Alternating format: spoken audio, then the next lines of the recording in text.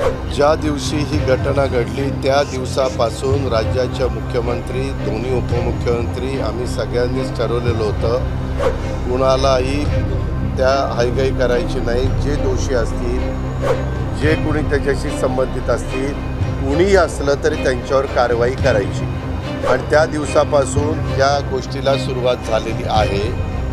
एक आहे की महिना होऊन गेला, त्यांचं कुटुंब देखील, त्यांची पत्नी असेल, त्यांची मुलगी असेल, त्यांचा भाऊ असेल, ते पण थोडे चिंतेत आहे की बाबा पुढं काही होतं आहे की नाही, होतं आहे की नाही, होतं आहे की नाही। वास्तविक यंत्रणा, पोलीस यंत्रणा पोलिसांचं काम करते, CID मार्फत करते, SIT मार्फत करते, अशा या सगळ्या गोष्टी तिथं चालू आहेत। न्यायाधीशांच्या मार्फत देखील त्याची चौकशीच्याबद्दलचे स्वतः मुख्यमंत्र्यांनी शब्द दिलेत। आम्ही सगळ्यांनी तिथं अशी भूमिका घेतली, जे कोणी दोषी असतील त्यांना अजिबात त्याच्यामध्ये थारा द्यायचा नाही। जे संतोष देशमुख हत्या प्रकरण होतं त्यामध्ये वाल्मिक कराड यांच्यावरती मकोका लावण्यात यावा अशी मागणी करण्यात येत होती। आता कोर्टाकडनं त्या सगळ्या संदर्भात प्रक्रिया पूर्ण झाली आहे, मकोका लावण्यात आलेला आहे। विरोधकांना काय उत्तर द्या? ज्या दिवशी ही घटना घडली त्या दिवसापासून राज्याचे मुख्यमंत्री, दोन्ही उपमुख्यमंत्री आम्ही सगळ्यांनीच ठरवलेलं होतं कुणालाही त्या हायगाई करायची नाही। जे दोषी असतील, जे कोणी त्याच्याशी संबंधित असतील, कुणीही असलं तरी त्यांच्यावर कारवाई करायची आणि त्या दिवसापासून ह्या गोष्टीला सुरुवात झालेली आहे। एक आहे की महिना होऊन गेला, त्यांचं कुटुंब देखील, त्यांची पत्नी असेल, त्यांची मुलगी असेल, त्यांचा भाऊ असेल, ते पण थोडे चिंतेत आहे की बाबा पुढं काही होतं आहे की नाही, होतं आहे की नाही, होतं आहे की नाही। वास्तविक यंत्रणा, पोलीस यंत्रणा पोलिसांचं काम करते, CID मार्फत करते, SIT मार्फत करते, अशा या सगळ्या गोष्टी तिथं चालू आहेत। न्यायाधीशांच्या मार्फत देखील त्याची चौकशीच्याबद्दलचे स्वतः मुख्यमंत्र्यांनी शब्द दिलेत। आम्ही सगळ्यांनी तिथं अशी भूमिका घेतली, जे कोणी दोषी असतील त्यांना अजिबात त्याच्यामध्ये थारा द्यायचा नाही, कारण ही निगरूण हत्या ही शिवशाहू फुले आंबेडकरांच्या महाराष्ट्रामध्ये कुणीच खपवून घेणार नाही आणि त्याच्यामुळं कुणीही दोषी असेल तर त्यांचे धागेदोरे चौकशीमध्ये मिळाले तर त्यांच्यावर ॲक्शन घेतली जाणार आहे।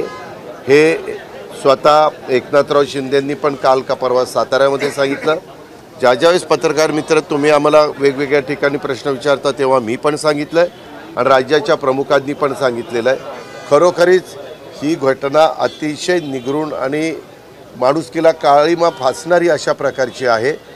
ह्यामध्ये कुणी सत्ताधारी पक्षाचा असो, विरोधी पक्षाचा असो, कुणी त्रयस्थ असो, ज्याचा राजकारणाशी संबंध असेल नसेल तो असो, त्याला कुठलाही थारा दिला जाणार नाही। बीड जिल्ह्यामध्ये कायदा आणि सुव्यवस्थेचा प्रश्न निर्माण झाला आहे। परळी बंद वाल्मिक कराडांसाठी होती, अख्ख्या परळीमध्ये सर्वजण म्हणजे रॉकेल ओतून अंगावर घेण्यापर्यंत प्रकार घडले। पालकमंत्रीपदासंदर्भात तिथं अतिशय चांगले SP पाठवलेले आहेत। पत्रकार मित्रांनो, तुम्ही पण चौकशी करा की यावेळेसचा पाठवलेला SP कडक आहेत की नाही। त्यांना पूर्णपणे कुठलाही राजकीय हस्तक्षेप होऊ न देता तुम्ही कायदा सुव्यवस्था ही नीटपणे राखायची अशा पूर्ण सूचना त्यांना दिलेल्या आहेत, पूर्ण अधिकार दिलेला आहे। पालकमंत्री पदाची जबाबदारी घेणार का बीडची? कारण ज्या राज्यामध्ये पालकमंत्रीपद, मंत्रीपद, डिपार्टमेंट वाटप हा सगळा अधिकार जो राज्याचा मुख्यमंत्री असतो त्यांचा असतो। पाठीमागच्या काळामध्ये एकनाथराव शिंदेंच्याकडे तो अधिकार होता, कारण ते राज्याचे प्रमुख होते। आता सर्वांनी आम्ही देवेंद्र फडणवीस साहेबांना मुख्यमंत्री केलेलं आहे, त्याच्यावर त्यांचा अधिकार आहे। त्यांनी थोडंसं एक गोष्ट खरी आहे, निवडणुका झाल्यानंतर, निकाल लागल्यानंतर मंत्रिमंडळ असे होतं, आता यायला काही वेळ लागला, त्याच्यानंतर खातेवाटप व्हायला वेळ लागला आणि आता तुमच्या ह्याचा पालकमंत्रीपदाचा, परंतु आज काहीतरी पानिपतला गेलेले आहेत मुख्यमंत्री, उद्या आपल्याकडं प्राईम मिनिस्टर येत आहेत, दुपारपासून उशिरापर्यंत त्यांचे कार्यक्रम आहेत। उद्या सगळ्या आमदारांना आम्हाला ते भेटणार आहेत, त्यांनी वेळ पण दिलेला आहे आणि त्याच्यामुळे मुख्यमंत्री पण दिवसभर त्यांचं वेलकम केल्यापासून त्यांना सी ऑफ करेपर्यंत त्या कार्यक्रमामध्ये राहतील दिवसभर। पण आणि दाओसला पण मला वाटतं 19 तारखेला त्यांना जायचं आहे, 19 तारखेला ते दाओसला जाणार आहेत। त्याच्या आधी निश्चितपणे मुख्यमंत्री, पालकमंत्री पदाच्या जबाबदाऱ्या वेगवेगळ्या मंत्र्यांना देतील. सर, धनंजय मुंडे यांचा राजीनामा घेण्यात येणार का? कारण की जे कोणी दोषी असेल त्यांच्यावर कारवाई करा असं मुख्यमंत्र्यांना सांगितलेलं आणि मुख्यमंत्री त्या पद्धतीनं दोषींवर कारवाई करतायत.